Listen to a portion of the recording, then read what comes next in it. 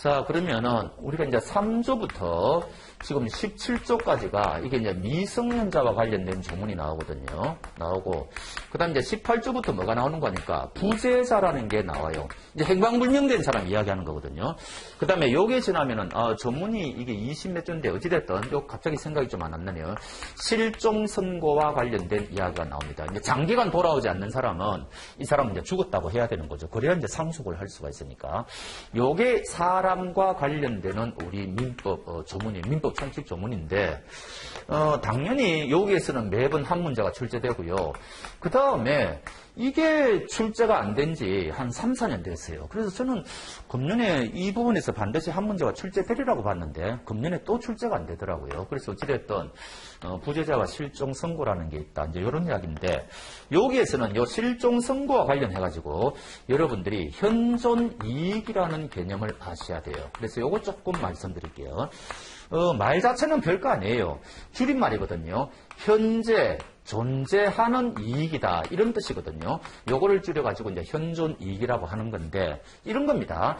어떤 사람이 비행기에 타고 가다가 추락을 당했다. 그러면 죽은 게 분명하지 않습니까? 근데 시신은 발견할 수가 없다. 그럼 이제 실종 선고 내리거든요. 이 사람이 실종 선고를 받았어요. 실종 선고 받았는데 그럼 이제 사망 시점은 좀 달라지거든요. 요거는 뭐 여기서 자세하게 할 필요가 없으니까. 그래서 오늘 사망 시점이 되는데 아니 뜻밖에도 이 사람이 살아 돌아왔어요. 생활을 했단 말이죠. 그러면 제가 아까 첫째 시간에 말씀드리기로 이런 말씀 드렸죠. 추정과 간주를 구별해야 된다. 이런 말씀을 드렸고 추정은 반대 사실이 나타나면 바로 번복을 할 수가 있는데 간주는 그게 안 된다. 이런 말씀 드렸거든요. 근데 실종 선고는 이 사람이 사망으로 간주가 되어버려요. 이 사람 실종 선고 받으면 그럼 아무리 이 사람이 생환해가 돌아왔다 하더라도 이 실종 선고가 번복되는 게 아니에요. 그러면 간주라는 것은 또 다른 절차가 필요하다고 그랬죠. 그게 뭔가 하니까 실종 선고 취소라는 또 다른 소송을 제기해가지고 법원에 제기해가지고 이 실종 선고 취소를 받아야 됩니다. 근데 이때 문제가 뭔가 하니까 자, 그러면 이 사람이 죽었다 살아 돌아온 사람이 그동안 자기 재산이 상속이 되었을 거 아닙니까?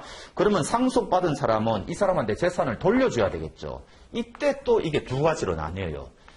항상 법은 선의자하고 악의자하고 나눈다고 생각하시면 됩니다. 선의자는 뭐냐? 일정한 사실을 모르는 사람이라고 그랬죠. 그럼 이 사람은 어떤 사람인가 하니까 대부분의 사람은 선의자가 될 건데 실종 선고를 받은 그 사람이 어딘가 살아있다는 것을 모르는 사람입니다. 당연히 모를 거 아닙니까? 우리가 상식적으로. 근데 뜻밖에도 이 사람이 살아 돌아와가지고 실종 선고가 취소되면은 자기가 상속받은 것을 돌려줘야 되는데 선의자는 이미 상속받은 재산 중에 일부를 써버렸을 거 아닙니까? 소비했을 거 아닙니까? 그런데 전부 다 돌려주라. 이거는 이 선의자가 너무 뭡니까? 예측하지 못한 피해가 발생할 수 있다는 거죠. 그래서 이때는 선의자는요. 현존 이익만 돌려주면 돼요. 현존 이익만. 현존 이익만 보면. 그럼 만약에 이 사람이 1억 원을 상속받았는데 예를 들어가지고 질문 드려보죠. 3천만 원은 이 사람은 소비했어요. 그 다음에 이 사람이 2천만 원은 빚 갚는 데 썼습니다. 빚 갚았다. 그 다음에 현재 이 사람은 5천만 원 남아있어요. 그럼 이 사람의 현존 이익은 얼마일까요? 1억 상속받았는데 3천만 원은 유흥비로 썼다.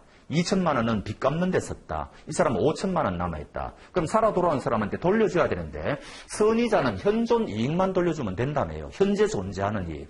그럼 이 사람은 현재 존재하는 이익이 얼마라는 이야기일까요? 5천은 현재 존재하는 이익이죠. 이거는 확실한데 이것도 현재 존재하는 이익입니다. 빚을 갚는다는 것은 다른 데 나갈 돈이 여기 나간 거 아니에요. 그러니까 이것도 현재 존재하는 이익으로 봐줘요. 근데 이거는 말이 안 되죠. 유흥비는 현재 존재하는 이익이 아니지 않습니까? 그래서 이때 이 사람은 7천만 원 돌려줘야 돼요. 이런 식이 되거든요. 그래서 어떤 뭔가 살아 돌아왔는데 다 돌려주는 게 아니에요. 현재 존재하는 이익만 돌려주면 된다. 이게 포인트입니다. 여러분들 이런 생각 안 드세요? 우리 아버지가 실종 선고 받았다. 그러면 혹시 살아 돌아올 걸 대비해가지고 소비하는 게 낫겠네요. 무슨 말인지 모르시겠습니까? 살아 돌아오면은 현존하는 이익을 돌려줘야 되는데 소비해버리면 현존 이익이 없잖아요. 그런 이야기입니다. 그래서 현존 이익인데 이게 왜 중요한 거니까 여기보다 더 중요한 게 우리가 우리가 부당이득이 채권 강론에 있다고 그랬지 않습니까? 그럼 아까 부당이득이 발생하면 돌려줘야 된다고 그랬죠. 반환 의무가 있는데 이게 마찬가지예요. 선의자하고 악의자를 구별합니다. 선의자는 이 사람이 자기가 부당이득이라는 걸 모르고 지금 갖고 있는 거예요. 나중에 보니까 부당이득이 밝혀졌다는 거죠. 그럼 이 사람은 그동안 또 이 물건을 막 썼을 거 아닙니까? 소비를 할 수도 있고. 똑같아요. 선의자는 현존 이익만 돌려주면 돼요. 현존 이익만. 근데 악의자는 보호할 필요가 없는 거죠. 이게 부당이득인 뻔히 알고 있는 사람이니까 이 사람 전부 다 돌려줘야 돼요. 이자까지 쳐서 돌려줘야 돼요. 또 이 사람이 다른 손해를 끼쳤다면 손해배상까지 해줘야 됩니다. 그래서 뭔가 상대방한테 돌려줄 의무가 있을 때 우리 민법은 선의자와 악의자를 구별하더라. 이제 이게 포인트고 이것도 똑같죠. 선의자는 현존이, 악의자는 아까 저거하고 똑같아요. 그런데 여기 대해서 중대한 예외가 있습니다. 미성년자. 자, 미성년자는 아직 판단 능력이 없으니까 법정 대리인 동의를 받고 해야 된다 그랬죠. 근데 이 사람이 법정 대리인 동의를 받지 않고 함부로 매매 계약을 체결했어요. 그러면은 이 사람에게는 취소권이 발생한다 그랬지 않습니까? 그럼 취소권이 발생하면은 이미 주고받은 거는 돌려줘야 되죠. 부당이득 반환 의무가 생기죠. 그러면 조금 전에 부당이득 반환 의무는 선의자는 현존 이익만 돌려주면 되고 악의자는 전부 다 돌려줘야 된다 그랬잖아요. 그런데 우리 민법은 미성년자의 경우에는 선의자건 악의자건 똑같아요. 무조건 현존 이익만 돌려주면 돼요. 큰 혜택이죠. 악의자도 현존 이익만 돌려주면 돼요. 그러니까 이런 것들을 외우셔야 돼요. 그래서 현존 이익이라는 말이 중간에 나오는데 굉장히 이게 다양하게 쓰고 이게 종합적인 문제로 낼 수가 있어요. 다음 중 현존 이익 반환 의무가 인정되지 않는 민법이 한 5군데 나오거든요. 그래서 그건 나중에 종합적으로 외우시면 되는데 현존 이익이라는 뜻을 아셔야 된다. 그런 이야기죠. 제가 이런 말씀 드렸죠. 진정한 권리자도 보호할 가치가 있다. 그러나 또 거래의 안전을 우리가 또 생각을 해야 된다. 요 판례나 학설은 요거 중시할 때도 있고 요거 중시할 때도 있다고 그랬죠. 근데 우리 민법의 최고의 법 원리가 뭔 줄 아십니까? 미성년자 보호예요. 이거 위에 있는 게 미성년자 보호예요. 여러분들이 앞으로 이 민법을 공부하시다 보면은 우리 입법자들이 이렇게 미성년자 보호에 치밀하게 세심하게 법 규정을 했나 놀랄지 열 몇 군데 특혜가 나와요. 열 몇 군데 미성년자는. 그래서 요것도 대표적이죠. 부당이득 돌려줄 때 미성년자는 무조건 현존 이익만 돌려줍니다. 무조건. 굉장히 특이하죠. 그리고 생각을 해보십시오. 취소권이라는 게 뭐예요? 자, 이거 예를 들면 바로 하실 건데 1월 1일 날 17세 되는 미성년자가 얘가 아마 집이 하나 있은 모양이죠. 이 주택을 팔았습니다. 이거 한 5억 원에 팔았다고 칩시다. 5억 원에 매도했어요. 상대방한테 넘어갔겠죠. 근데 얘는 문제는 뭔가 하니까 부모 동의를 받지 않고 멋대로 팔았어요. 법정 대리인 동의를 받지 않았습니다. 그러면 이 사람한테는 어떤 권리가 인정됩니까? 취소권이 있죠. 그렇잖아요. 나중에 세월이 갔는데 이 부동산 가격이 10억 원으로 폭등했습니다. 그럼 얘는 어떻게 할까요? 취소권 행사할까요? 안 할까요? 하겠죠. 취소권 행사해가지고 5억 원 받은 거 돌려주고 10억 원짜리 내놔라는 겁니다. 이게 된다는 거예요. 미성년자는. 이상하잖아요. 미성년자는 법정 대리인의 동의도 받지 않고 지가 멋대로 행동을 했는데 나중에 가격이 폭등하면 취소권 행사해가지고 도로 찾아올 수 있다. 이런 혜택이 세상에 어디 있습니까? 그래도 된다는 거예요. 우리 민법은 미성년자 보호가 최고거든요. 이게 나중에 보니까 3억 원으로 폭락을 했어요. 가격이. 그럼 미성년자는 어떻게 할까요?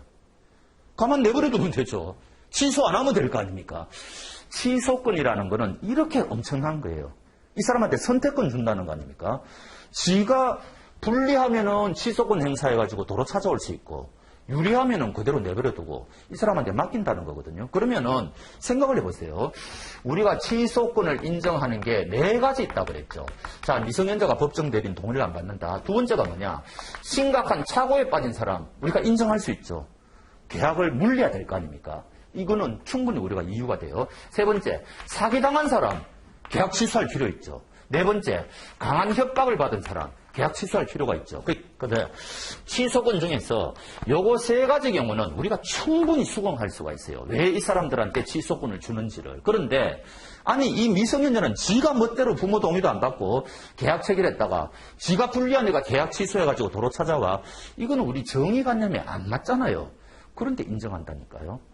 그러니까 우리 민법은 미성년자 보호가 최고라고 하시면 돼요. 여기서도 나타나죠.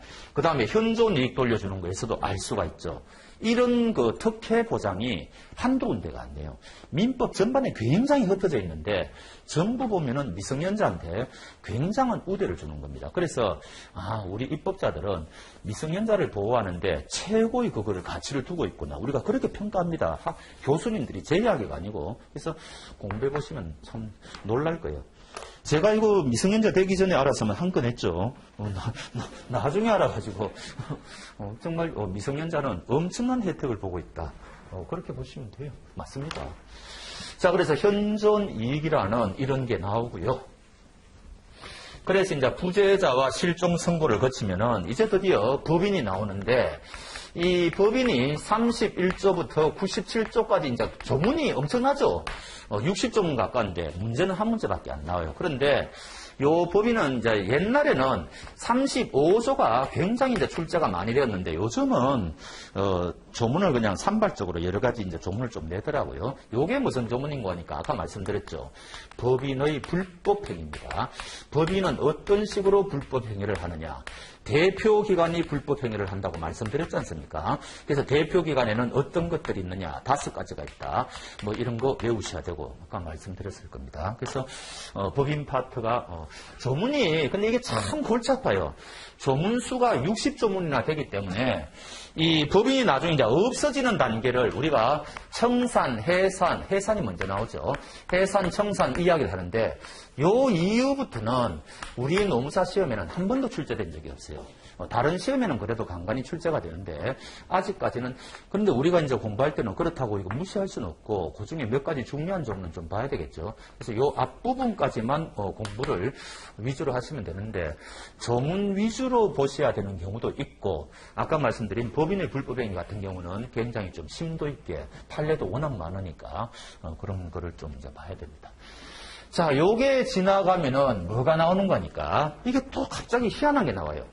99조부터 102조까지 뭐가 나오는 거니까 물건에 대해서 규정이 나와요. 항상 한 문제가 출제되는데 그런데 우리는 이 물건은 우리가 무엇의 대상인 거니까 물건법의 대상이라 그랬죠. 이 물건에 대해서 어떤 권리가 있느냐 그거를 이제 규명하는 게 물건법이라고 그랬지 않습니까? 근데 우리는 물건법은 사실은 시험 범위가 아니잖아요. 그러니까 이게 참 이상하게 된 겁니다. 학자들은 요 조문에 있는 이 규정은 민법 총칙에 있으면 안 된다고 그래요. 이거는 물건법에 가야 될 규정인데 이게 왜 민법 총칙에 있느냐 이렇게 이야기하는 거죠. 채권법하고 관계가 없으니까. 그런데 어찌됐든 지금은 이게 민법 총칙에 규정이 있기 때문에 여러분들은 공부를 해야 되고 이제 물건을 다양하게 구분해보는 겁니다.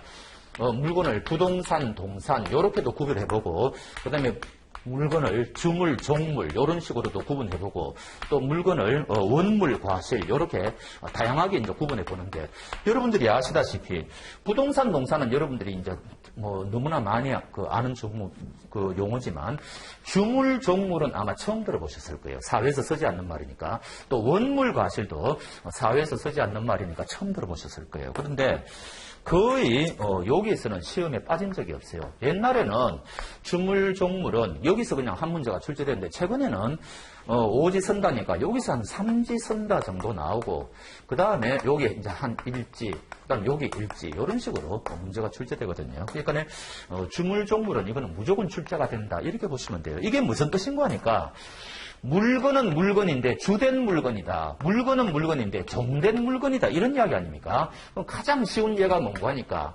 자물쇠하고 열쇠 생각하시면 돼요.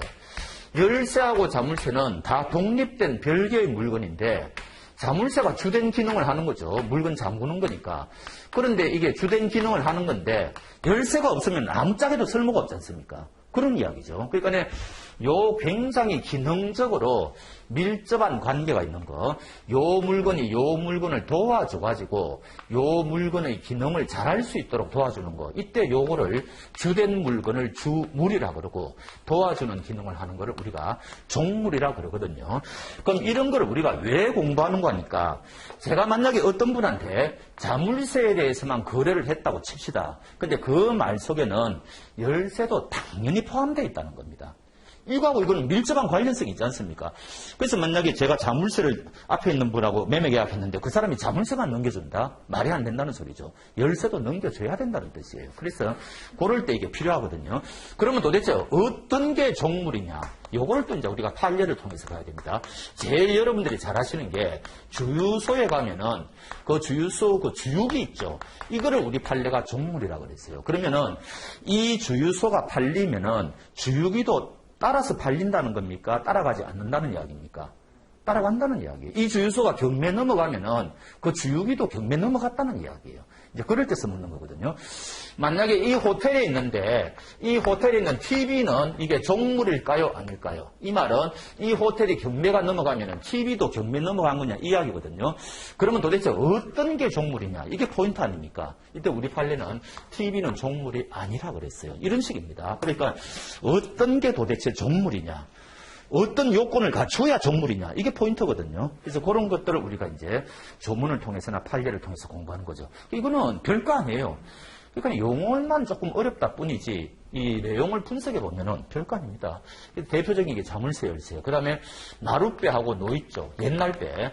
노가 없는 배는 아무 의미가 없잖아요. 이런 것도 주물종물이고.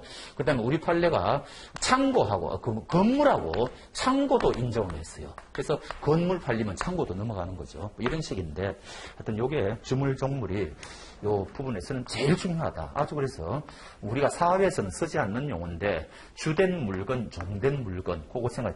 원물 과실은 이거 별거 아니에요. 원물이 또 두 가지가 있는데 여기 과실이 이제 천년 과실이 원물이 아니고 과실이 두 가지가 있는데 천년 과실이 있고 법정 과실이 있는데 천년 과실은 뭔가 하니까 사용해 보니까 저절로 나오더라는 거죠. 뭐예요? 개를 길러 보니까 강아지를 낳더라는 거죠. 그 강아지가 뭔가 하니까 천년과실이에요. 감나무를 심었는데 거기 감이 떨어지더라. 감이 열리더라. 그게 천년과실이에요. 별거 아니에요. 그러면은 그 감나무에 있는 감은 그 다음에 개가 새끼를 낳으면은 그 개의 새끼, 표현이 이상하지만 강아지는 누가 그 강아지를 가져갈 수 있는 권리가 있느냐. 이거 공부하는 거거든요. 따져보면 별거 아니에요. 그러니까 이거는 굉장히 쉬운 부분이고 법정과실은 사용 대가입니다. 이게 바로 뭐예요? 이게 이자 같은 거 이야기하는 거죠. 돈 빌려주고 이자 받는 거, 뭐 이런 거거든요. 그러니까 요 부분은 부동산 농사는 뭐 여러분들이 너무 잘 하시는 거고 논점은 좀 있지만 요 주물종물, 원물과실 개념만 하시면 되고 그런데 한 번도 빠지지가 않은데요. 그러니까 요거는 굉장히 틀려서는 절대로 안 되는 부분이다. 그렇게 하시면 되죠, 그죠?